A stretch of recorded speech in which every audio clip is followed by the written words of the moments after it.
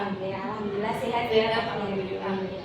Bu Ika, kegiatan saya pada pagi hari ini adalah akan melaksanakan kegiatan observasi kelas. Nanti saya akan bersama-sama dengan Bu Ika mengikuti kegiatan supervisi akademik pada pembelajaran Bu Ika pada pagi hari ini. Nah, sebelum nanti saya masuk ke kelas, saya akan melaksanakan langkah pertama, yaitu melakukan percakapan pra-observasi kelas. Nanti ada beberapa pertanyaan yang akan kita diskusikan di Bu Ika ini. Bu Ika, untuk mapelnya pada pagi hari ini yang akan saya supervisi mapel apa? Mapel IPAS, ilmu pengetahuan alam dan sosial. Mapel IPAS kelasnya kelas 4 gitu kan. Kemudian ada berapa JP? Ada 2 JP. Ada 2 JP ini. Pada mapel IPAS nanti pada pagi hari ini tujuan pembelajaran yang akan dicapai apa Bu Ika? Pada pembelajaran hari ini saya ingin mengidentifikasi, anak-anak bisa mengidentifikasi bagian-bagian tumbuhan dan fungsinya melalui pengamatan secara langsung. Jadi, mengidentifikasi bagian-bagian tumbuhan dan fungsinya melalui kegiatan pengamatan secara langsung. Oke. Di tujuan pembelajaran itu kira-kira area pengembangan apa yang hendak dicapai Bu Ika dari tujuan tadi? Area pengembangan yang ingin dicapai yaitu melalui kegiatan pengamatan lingkungan secara langsung itu diharapkan anak-anak bisa menyebutkan bagian-bagian tumbuhan beserta fungsinya. Bisa menyebutkan bagian-bagian tumbuhan dan fungsinya. Fungsi bagian masing-masing tumbuhan. Kemudian terkait dengan mapel IPAS tadi, di tujuan pembelajaran mengidentifikasi bagian tumbuhan dan fungsinya melalui pengamatan secara langsung, strategi pembelajaran yang sudah dipersiapkan apa Bu Ika? Strategi yang saya persiapkan yaitu melalui pengamatan itu sendiri, discovery ini, kemudian ada diskusi, kemudian ceramah, ada diskusi, kelompok, dan ceramah. Berarti strategi pembelajaran yang dilaksanakan yaitu menggunakan model pembelajaran discovery learning, kemudian metodenya pakai observasi, kemudian ada diskusi dan ada kegiatan ceramah itu diberikan. Baik Bu Ika, untuk kegiatan observasi saya kira cukup untuk catatan saya bahwasannya strategi pembelajaran di pembelajaran IPAS dengan tujuan pembelajaran mengidentifikasi bagian tumbuhan dan fungsinya melalui pengamatan secara langsung sudah panjenengan persiapan dengan sebaik-baiknya. Kemudian yang pembelajarannya saya lakukan secara berdiferensiasi. Oke, kemudian untuk pembelajarannya dilakukan secara berdiferensiasi. Berarti strategi pembelajaran sudah dipersiapkan dengan baik, kemudian pembelajarannya sudah dilaksanakan secara berdiferensiasi. Terima kasih Bu Ika atas waktunya di percakapan observasi kelas. Semoga sukses untuk kegiatan nanti pembelajarannya di kelas. Assalamualaikum warahmatullahi wabarakatuh.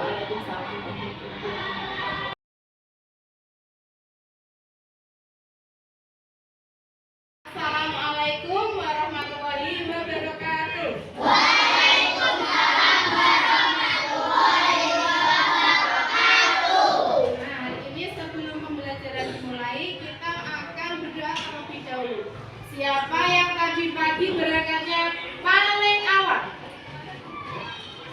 Mbak Siva, ayo coba pimpin teman-temannya untuk berdoa. Dari tempat duduknya saja.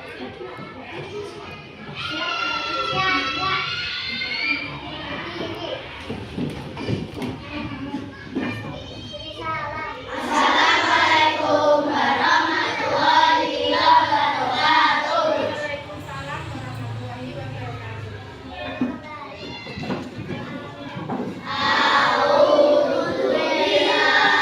Bismillahirrahmanirrahim.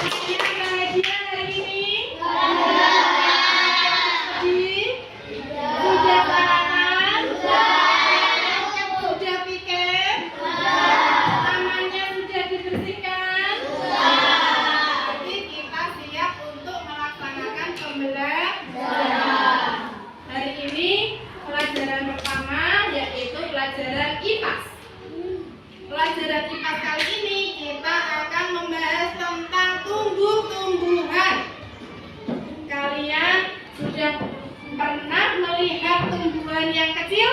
Yang besar?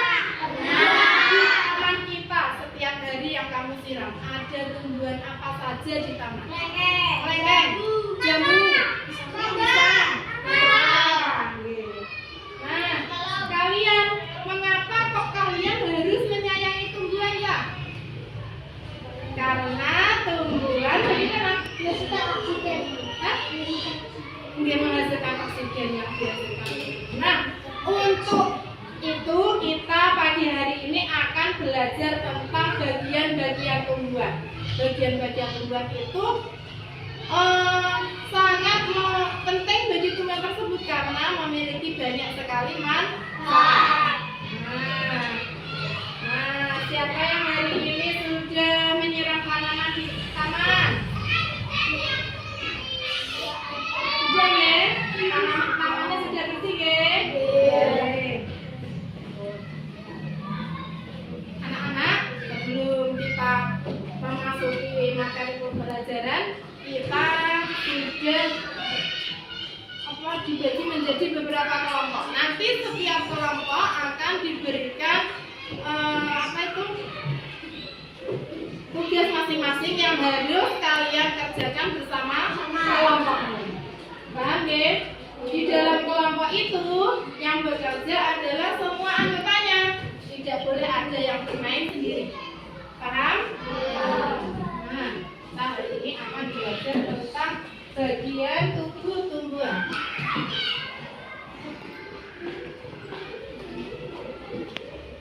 Bagian tubuh tumbuhan.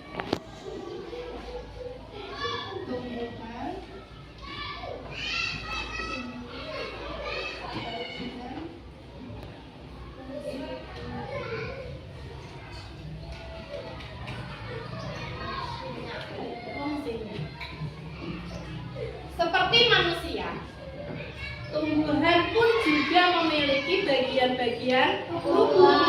Kalau manusia punya tangan, digunakan untuk apa? Kalau manusia punya mata, digunakan. Kalau manusia punya telinga, untuk apa? Kalau manusia punya kaki, begitu juga dengan tumbuhan. Tumbuhan juga memiliki bagian-bagian tubuh. Coba, menurut kamu, bagian tumbuhan apa saja yang ada di tumbuhan itu apa saja?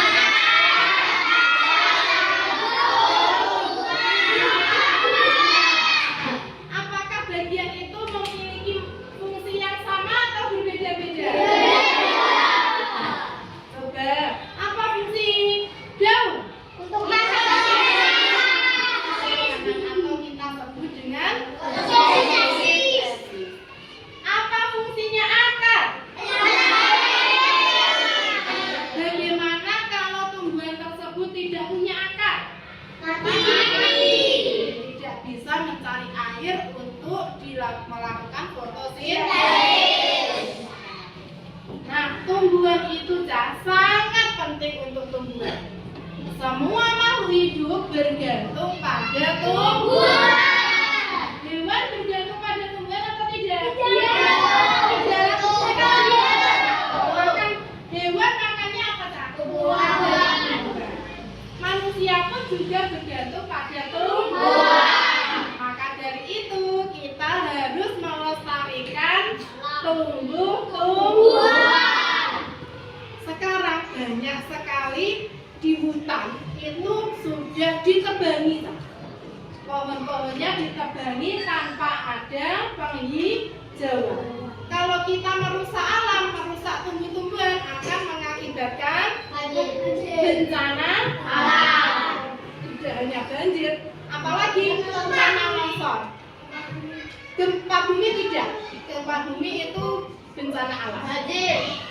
Banjir. Nah, maka dari itu setelah melakukan pembelajaran ini, kalian harus bisa melestarikan tumbuh-tumbuhan.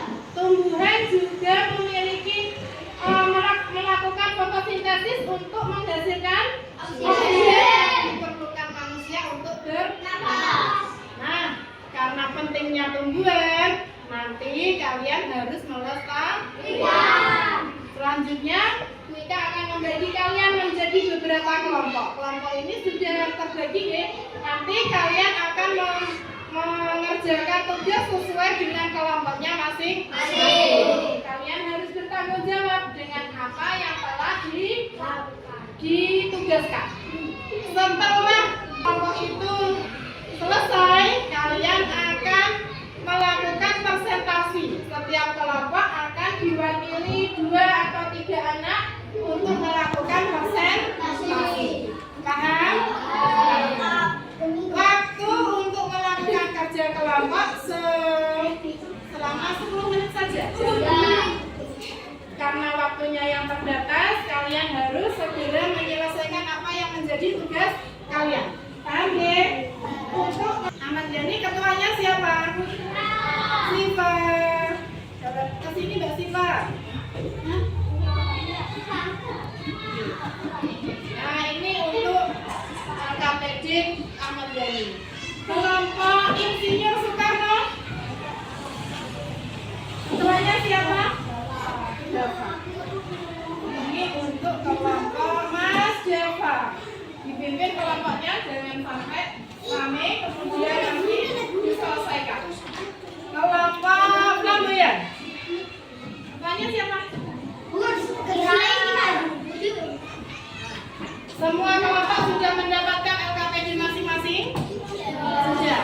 Kalian boleh mulai melakukan diskusi. Yang kelompok kinestetik boleh melakukan pengamatan di luar lingkungan sekolah, tetapi jangan jauh-jauh. Kemudian kalian juga harus menjaga sikap, karena kelas 1 sampai kelas 4 kinestetik jangan seperti kemarin ya. Kemarin sudah selesai.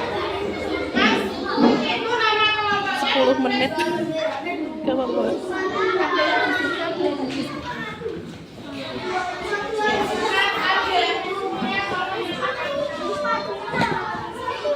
Sing apik lho ya.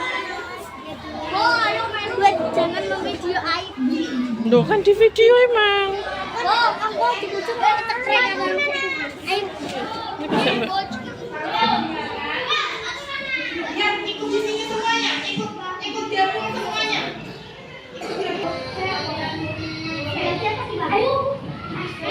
Belum saja, Pak.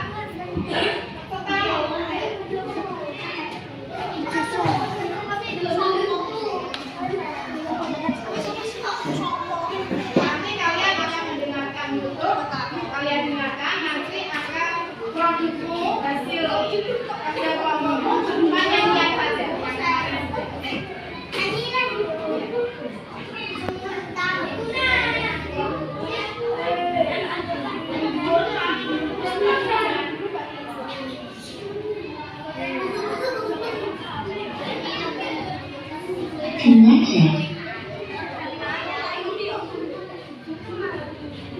Dan juga ada buahnya yang sebenarnya sangat lezat untuk dimakan. Namun, apakah kalian tahu mengapa tumbuhan dapat berdiri dengan tegak dan juga dapat berbunga dan berbuah? Ibaratnya, tumbuhan itu seperti manusia yang memiliki tangan dan kaki.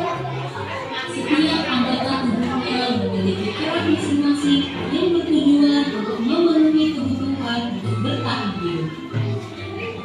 Nah, untuk mengetahui bagian-bagian tumbuhan beserta fungsinya, yuk kita simak video pembelajaran berikut.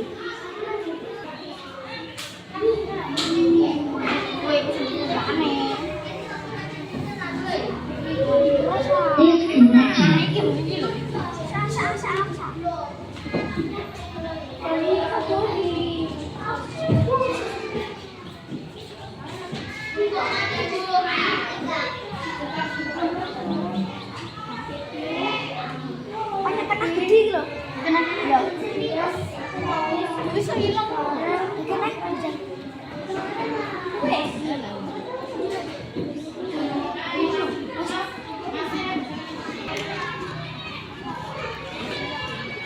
Gak kelihatan.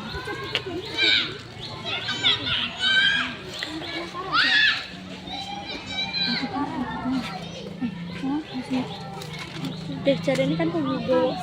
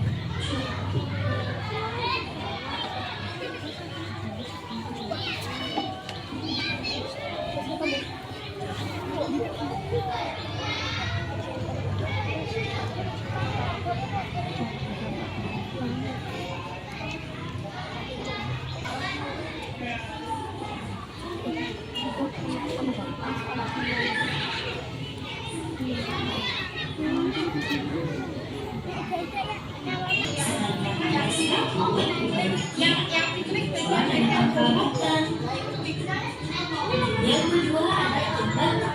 Jembatan adalah bagian penggunaan yaitu berada di atas tanah. Fungsinya adalah untuk mengangkut air, nutrisi dan makanan bagi aktivitas produktif serta untuk tempat tumbuhnya bunga dan buah. Bagian yang selanjutnya adalah bunga adalah organ reproduksi pada tumbuhan. Fungsinya sebagai tempat pengembangan tumbuhan yaitu dengan pembentukan. Setelah berkembang biak, tumbuhan akan menghasilkan biji. Biji ini melahirkan menjadi tumbuhan baru dan berkembang. Dan yang terakhir adalah buah. Buah adalah hasil perkembangan yang akan mengandung nutrisi keseluruhan bagian tumbuhan. Daun merupakan fotosintesis dan juga berperan dalam reproduksi tumbuhan. Bunga yang sudah berkembang biak akan berkembang menjadi buah. Di dalam buah terdapat biji. Biji yang jatuh ke tanah akan tumbuh menjadi tanaman.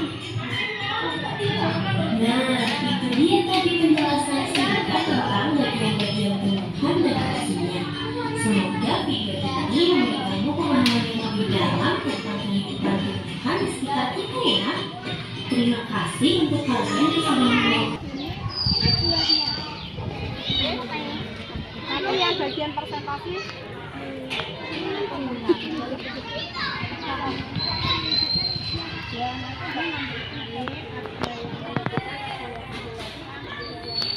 membantu.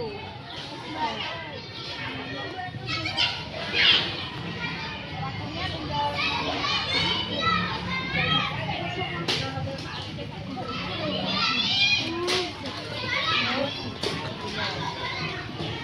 kamu warnanya jauh. Ini warnanya hijau. Kamu apa tak? Zat klorofil. Zat klorofil itu hanya dimiliki daun karena digunakan untuk proses fotosintesis. Ada zat daun yang tidak berwarna hijau. Berarti daun itu tidak mengandung klorofil. Nah, itu contoh tumbuhan yang berwarna ungu. Berarti tumbuhan itu tidak mengandung zat klorofil. Apa itu klorofil? Hijau pada daun. Dan hijau pada daun. 5 menit lagi masuk kelas nih.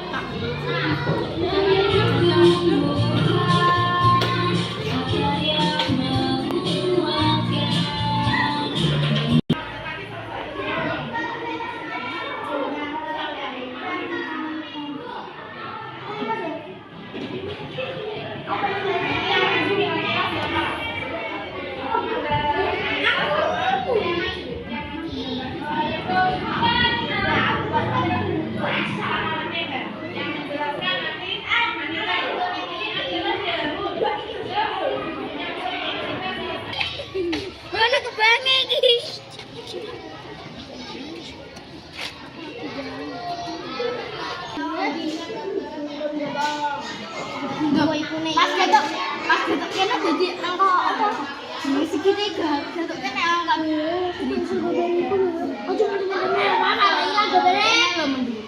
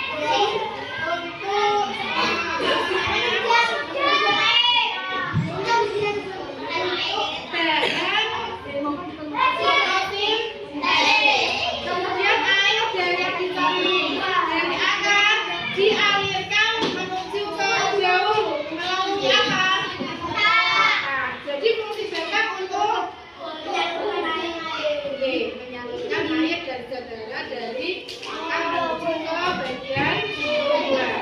Kemudian yang berwarna hijau. Untuk apa daun? Mengapa daun kok berwarna hijau tadi di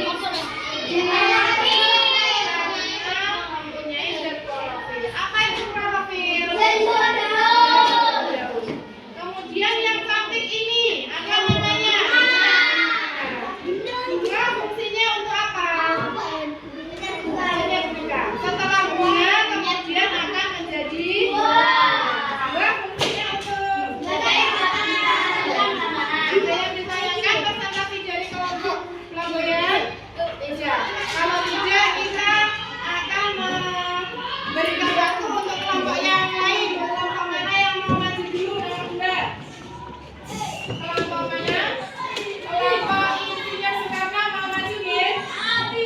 Yang diwakili oleh Mbak Anita sama Mbak Ina. Kelompok kemudian ya.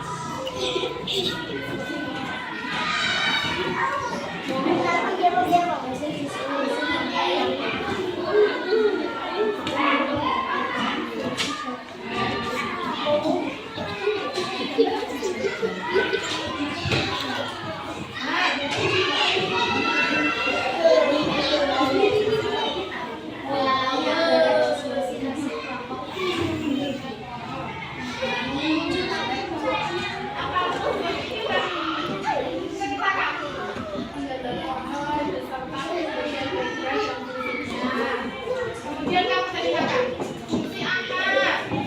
Kamu ceritakan. Tapi lihat teman-teman.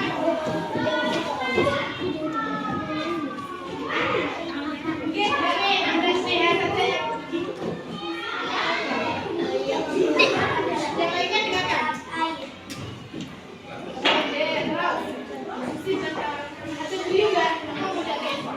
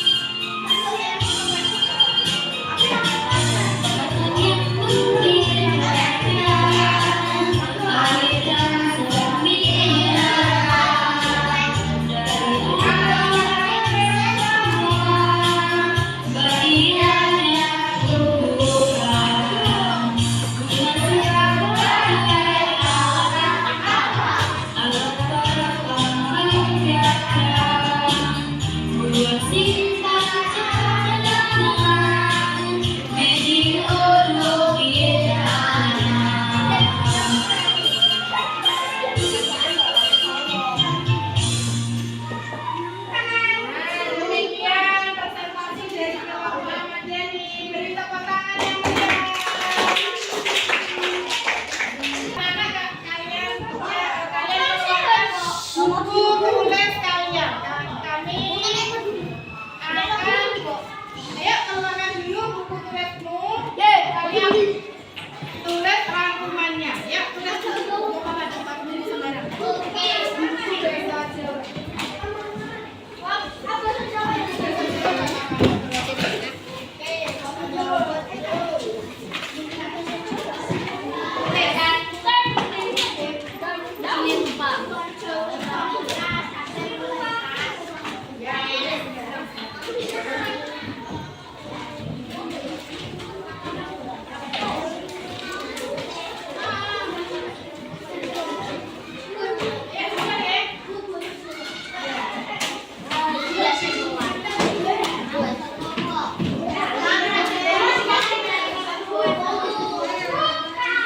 Apa yang sudah kalian pelajari?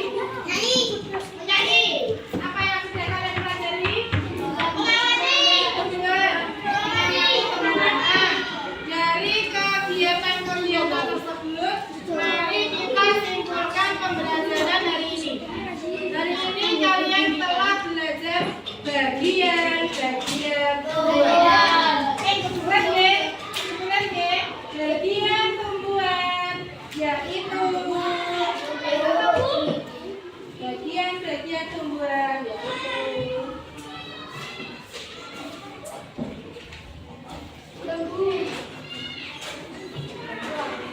yaitu akar,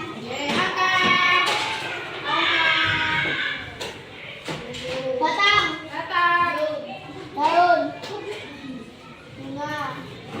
daun, betul, bunga, betul, buah.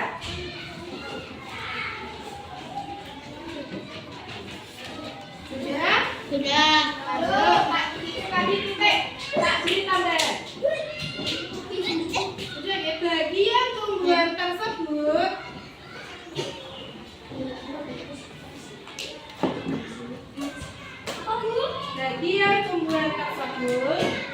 memiliki fungsi masing-masing.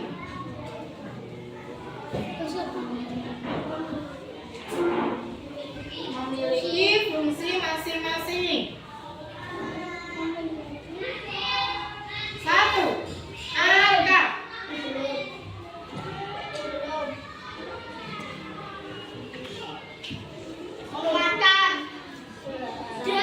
Betul, akar fungsinya untuk menyerap. Betul, menyerap zat mineral dan air dari dalam tanah. Lagi selain menyerap air, menguatkan tumbuhan. Menyerap air dan zat mineral. Fungsi akar yang kedua menguatkan atau menunjang berdirinya tumbuhan. Setelah kalian menyimpulkan materi, kalian akan diberikan soal-soal formatif. Soal formatif ini kalian kerjakan dalam waktu 10 menit saja, karena mudah sekali.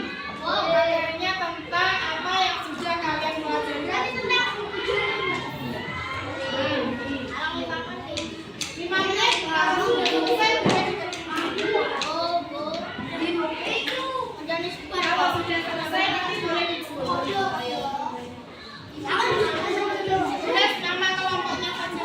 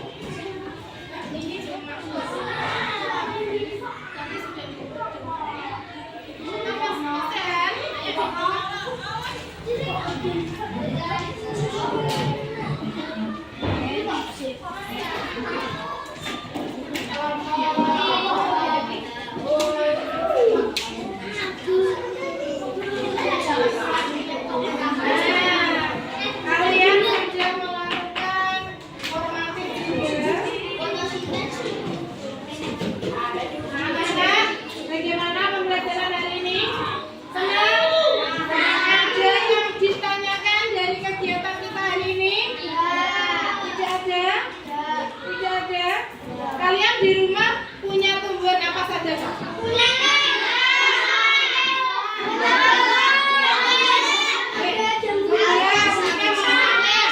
Bagaimana kalian merawat tumbuhan itu? Diberi pupuk. Bagaimana kalau tumbuhan tersebut tidak kalian sirami? Nah, untuk pembelajaran kali ini sudah tidak ada yang ditanyakan. Untuk pertemuan yang akan datang, kita akan belajar tentang fotosintesis. Kalian tadi sudah bilang daun untuk fotosintesis. Fotosintesis itu apa? Memasak makanan. Nah, besok pertemuan yang akan datang kita akan memberi materi tentang praktek mengamati proses fotosintesis pada daun. Suka atau tidak? Nah, kalian persiapkan dulu. Kamu cari-cari dulu materi tentang fotosintesis di rumah. Nanti setelah pertemuan yang akan datang, kalian sudah paham apa itu fotosintesis. Kita tinggal melakukan percobaan fotosintesis. Nah, pembelajaran hari ini kita akhiri dengan bacaan alhamdulillah. Assalamualaikum warahmatullahi wabarakatuh.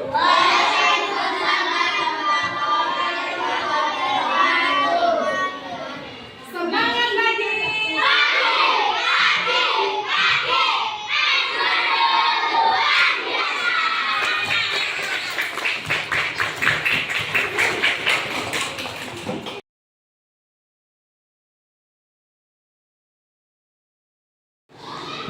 Satu, dua, tiga. Assalamualaikum warahmatullahi wabarakatuh. Waalaikumsalam warahmatullahi wabarakatuh.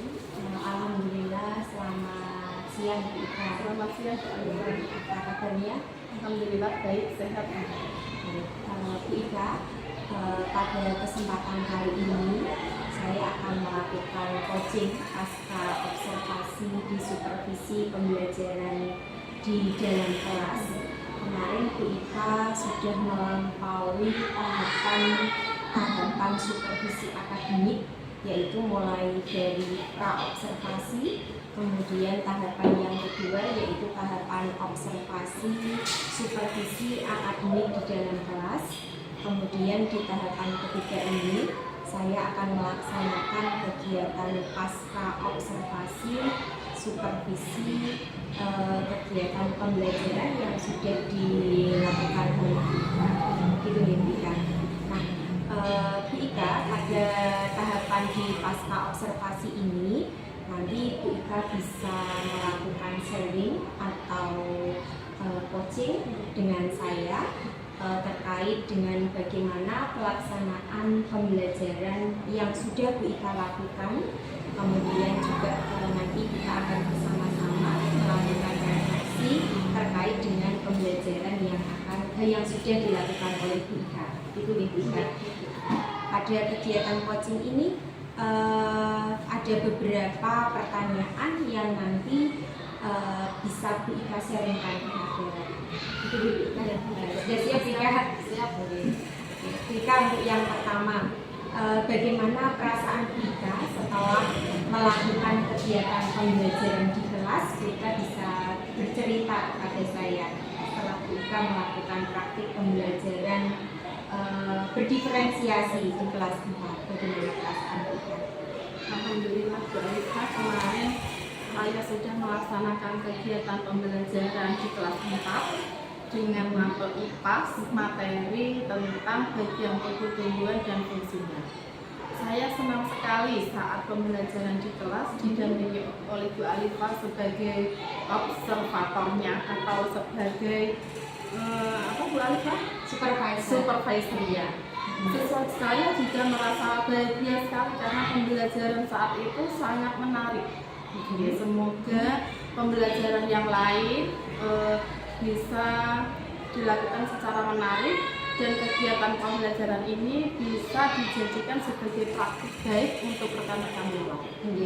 Berarti Bu Ika merasa senang karena Bu Ika diberikan kesempatan melaksanakan atau mempraktikkan kegiatan pembelajaran berdiferensiasi di kelas, khususnya di kelas 4 pada mata pelajaran pas praktik, yaitu tentang mengidentifikasi bagian-bagian dari tubuh tumbuhan dan fungsinya.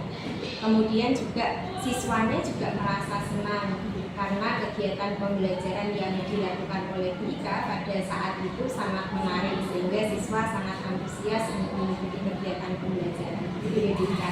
Oke, Bu Ika kemudian ceritakan Bu Ika area pengembangan diri yang sudah panjenengan lakukan setelah Bu Ika melaksanakan praktik pembelajaran berdiferensiasi di kelas 4. Area pengembangan diri Bu Ika yang sudah dilakukan itu meliputi apa saja? Bisa disarankan? Ada beberapa pengembangan diri yang sudah saya lakukan Bu Alifah. Contohnya saya sudah melakukan pengembangan modul ajar. Modul ajar itu sudah saya buat modul yang berdiferensiasi yang saya sesuaikan dengan kebutuhan peserta didik. Baik. Kemudian saya juga belajar tentang pembuatan media-media pembelajaran yang menarik sehingga saat pembelajaran anak-anak merasa senang, tidak merasa terbebani dengan tugas-tugas sekolah yang diberikan saat itu. Oke. Kemudian pengembangan yang lain contohnya tentang model-model pembelajaran. Saat itu saya melakukan pembelajaran dengan model discovery learning. Saya merasa discovery learning ini menarik untuk siswa karena mereka menggali apa yang menjadi keingintahuan dia secara langsung. Kemudian pengembangan yang lain yaitu tentang penyusunan LKPD. Penyusunan LKPD ini juga sangat penting karena dengan LKPD yang jelas anak-anak bisa melaksanakan kegiatan diskusinya dengan runtutan langkah yang sesuai. Tidak perlu bertanya panjang lebar, dia sudah melakukan apa yang sudah ada di LKPD tersebut. Baik Bu Ika, berarti ada beberapa area pengembangan diri yang sudah bisa panjenengan praktekkan ketika panjenengan kemarin diberikan kesempatan untuk melaksanakan kegiatan pembelajaran diferensiasi di kelas ya.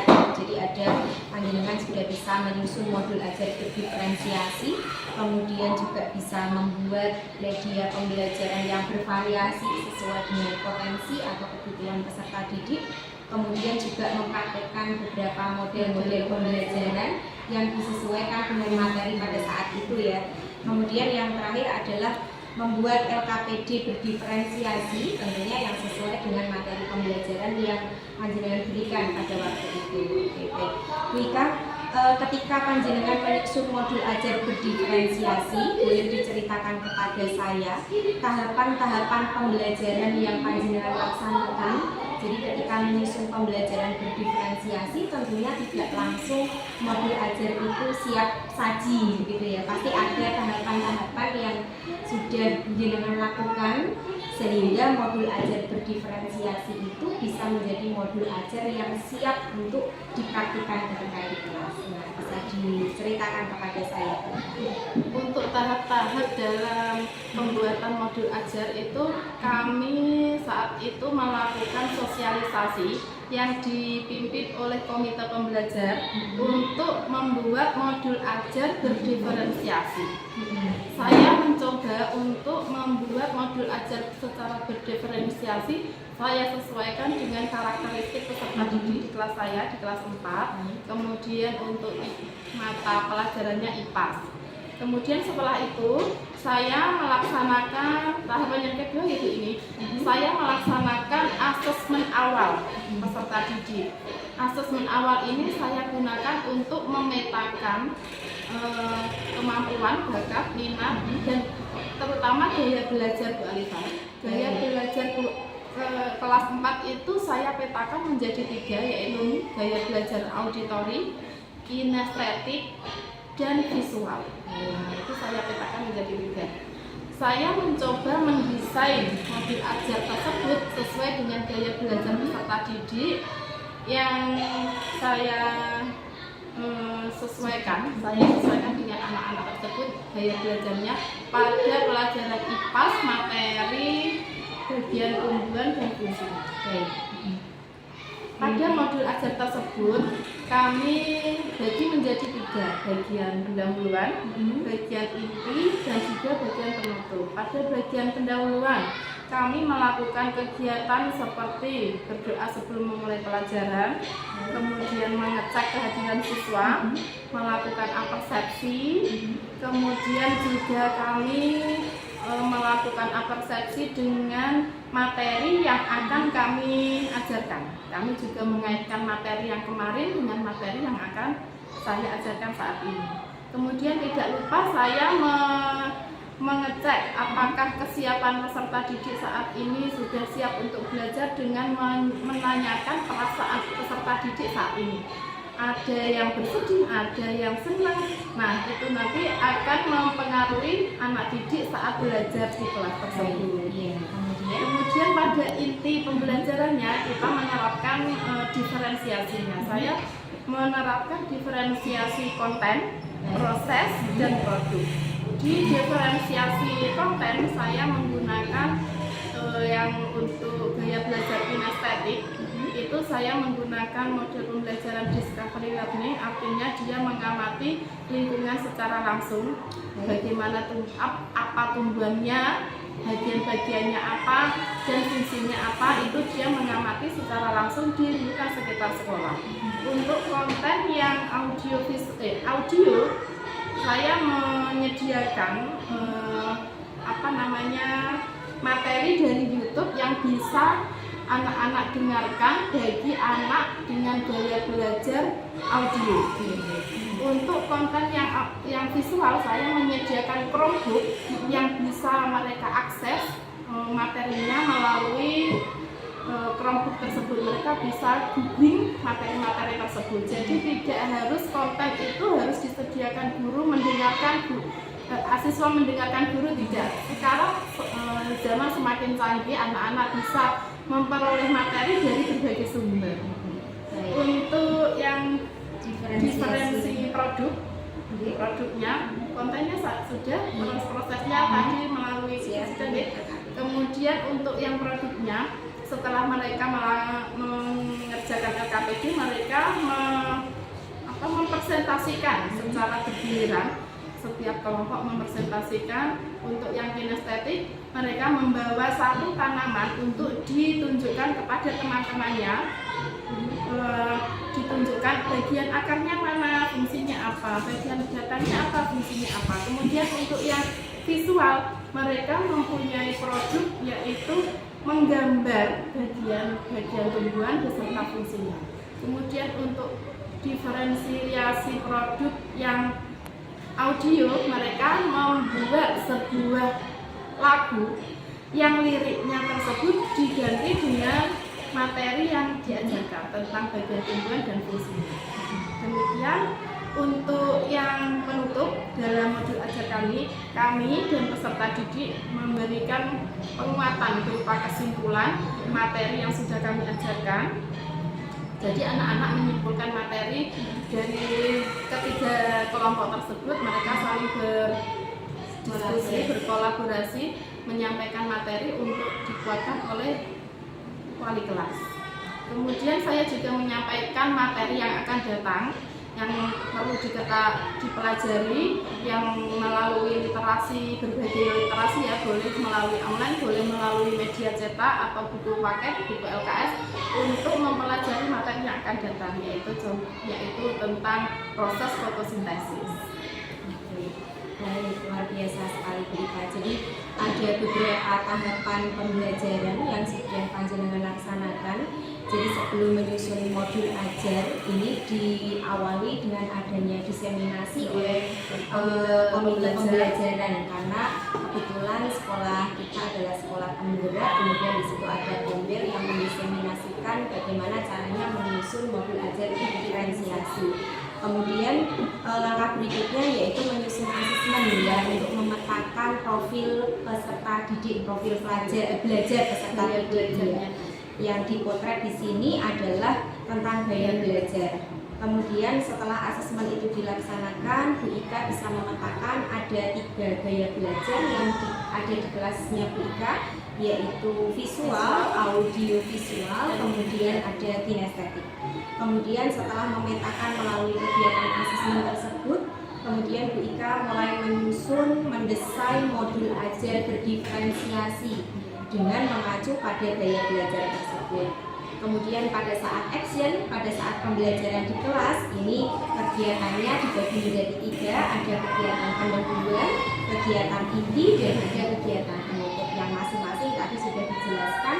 Di kegiatan pendahuluan itu meliputi persepsi, bagaimana menanyakan kabar, siapa yang tidak masuk. Kemudian juga di situ sudah tampak ada pembelajaran sosial emosional, jadi menanyakan bagaimana perasaan anak-anak pada pagi hari ini. Jadi ada yang sedih, ada yang senang. Nah, ini nanti digunakan sebagai acuan untuk pembelajaran, kegiatan pembelajaran di kelas. Kemudian di kegiatan inti sudah dipetakan ada diferensiasi konten, kemudian ada diferensiasi produk, dan ada diferensiasi proses tentunya ya, yang masing-masing disesuaikan dengan gaya belajar.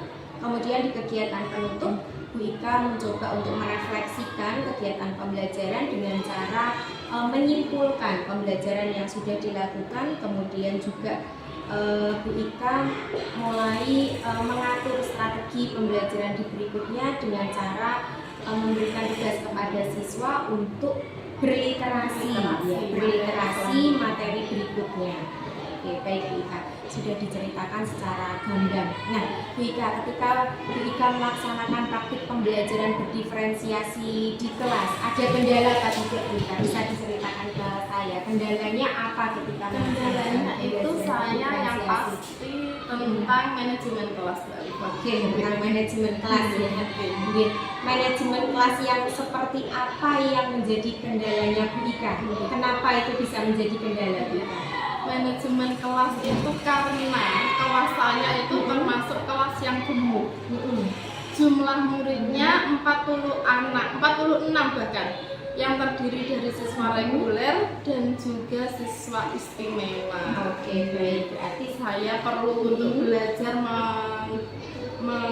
belajar tentang model-model pembelajaran sehingga semua anak bisa saya bisa dirangkul ya, bisa cover iya, mengcover anak-anak baik itu yang reguler maupun yang istimewa gitu ya Bu Ika. Jadi ada kendala karena kelasnya Bu Ika ini merupakan kelas yang gemuk, 46 siswa ya. Jadi terdiri dari siswa yang reguler dan juga ada siswa yang istimewa, sehingga ini merupakan tugas Bu Ika bagaimana caranya mendesain pembelajaran yang bisa yang menarik, yang menyenangkan, yang bisa mengcover semua kebutuhan siswa, penuhi kebutuhannya yang luar biasa. Kemudian Bu Ika, ketika panjenengan tadi sudah mempraktekkan pembelajaran diferensiasi di kelas, menurut Bu Ika bagaimana pembelajaran yang ideal menurut Bu Ika? Pembelajaran yang ideal itu seperti apa, yang bisa mengcover tadi itu yang seperti apa seharusnya?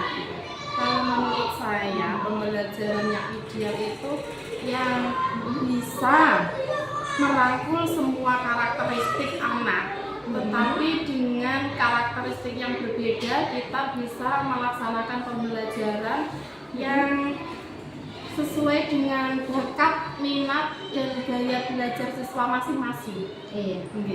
Jadi pembelajarannya tidak hanya dengan satu gaya, satu model, tidak, tapi kita bisa mengkombinasi model pembelajaran yang sesuai dengan kebutuhan karakter peserta didik tersebut. Iya, baik. Jadi pembelajaran ideal itu menurut Bu Ika adalah pembelajaran yang bisa memenuhi semua kebutuhan peserta didik, baik itu yang reguler maupun yang istimewa, sehingga ketika mereka itu belajar di kelasnya Bu Ika bisa belajar dengan nyaman, bisa belajar dengan tertarik gitu ya, kemudian menyenangkan, sehingga tidak menimbulkan rasa bosan. Sehingga kita harus benar-benar mempersiapkan model-model pembelajaran yang luar biasa. Nah, setelah Bu Ika tadi memaparkan tentang pembelajaran ideal, menurut Bu Ika adalah pembelajaran yang bisa merangkul semua potensi siswa, semua kebutuhan siswa. Nah, sekarang langkah-langkah apa yang harus Bu Ika lakukan untuk mewujudkan pembelajaran ideal itu, Bu Ika? Langkah awal yang pertama yaitu saya melakukan asesmen. Asesmen itu saya lakukan 2 kali, yaitu asesmen awal tahun pembelajaran yang dilakukan pada saat anak naik kelas pertama kali. Itu bisa dilakukan melalui tes maupun dengan wawancara. Tes awal tahun pelajaran ini kita gunakan untuk menggali karakteristik, minat, bakat, kemudian potensi, kemampuan awal peserta didik. Kemudian asesmen yang kedua yaitu asesmen pembelajaran. Asesmen pembelajaran ini dilakukan setiap ganti bab, ganti topik. Nah, asesmen awal ini juga bisa dilakukan dengan tanya jawab maupun dengan tes. Baik, kemudian setelah itu kami bisa untuk komunikasi dengan wali murid, komunikasi dengan wali murid melalui paguyuban kelas, melalui WA untuk mengetahui bagaimana karakteristik anak kepada orang tuanya yang lebih paham ya, kendala-kendala apa, bagaimana baiknya cara belajarnya anak tersebut. Nanti kami bisa mendapatkan informasi dari wali murid. Kemudian kami juga berkolaborasi dengan guru atau rekan saya, guru mapel maupun guru kelas yang terdahulu. Saya bisa menggali informasi bagaimana karakteristik anak ini pada kelas sebelumnya. Setelah itu kami juga melakukan komunikasi dengan kepala sekolah terkait dengan perkembangan peserta didik. Itu langkah-langkah yang akan Bu Ika lakukan untuk mewujudkan pembelajaran yang ideal ya Bu Ika. Jadi mulai dari melakukan asesmen ini ada asesmen awal tahun dan ada asesmen pada awal pembelajaran gitu ya. Jadi ketika kita melakukan asesmen itu kita bisa memetakan bagaimana potensi peserta didik nanti, sehingga kita bisa mengkategorikan, identifikasi si A ini sesuai dengan gaya belajar apa dan seterusnya. Kemudian yang kedua yaitu dengan cara memanfaatkan paguyuban, grup paguyuban yang ada di kelas, yaitu dengan cara berkomunikasi dengan orang tua sehingga bisa memetakan potensi yang ada pada diri putra putrinya, serta bisa mengetahui kira-kira kendala apa yang dialami oleh anak didiknya ketika melakukan pembelajaran. Kemudian Bu Ika juga akan melakukan kolaborasi komunikasi dengan guru mapel dan guru kelas atau wali kelas terdahulu ya Bu Ika.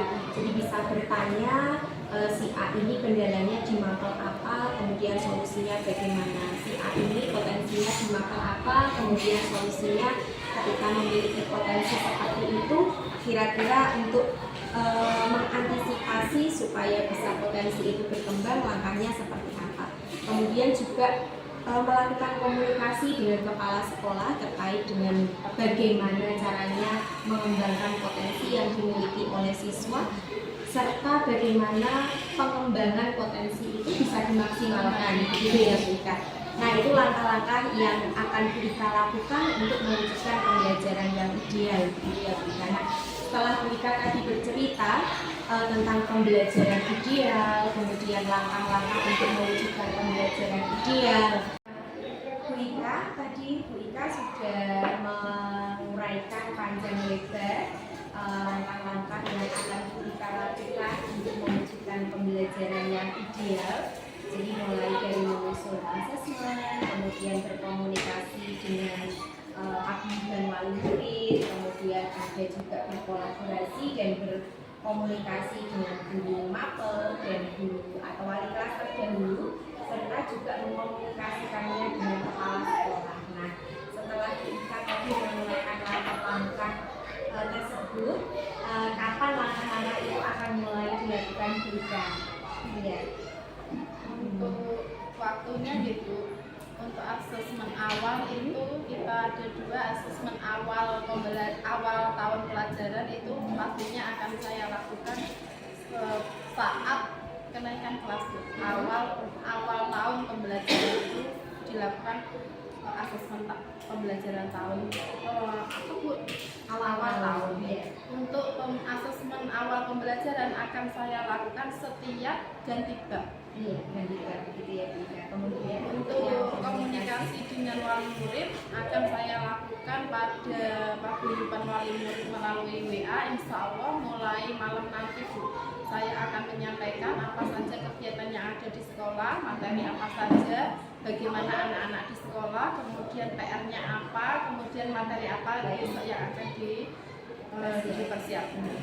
Untuk komunikasi dengan rekan guru yang lain atau dengan wali kelas yang terdahulu, insya Allah akan saya laksanakan pada hari Sabtu saat kombel dilakukan. Saya akan sharing dengan Bapak Ibu guru tentang anak-anak yang sekarang kelas 4.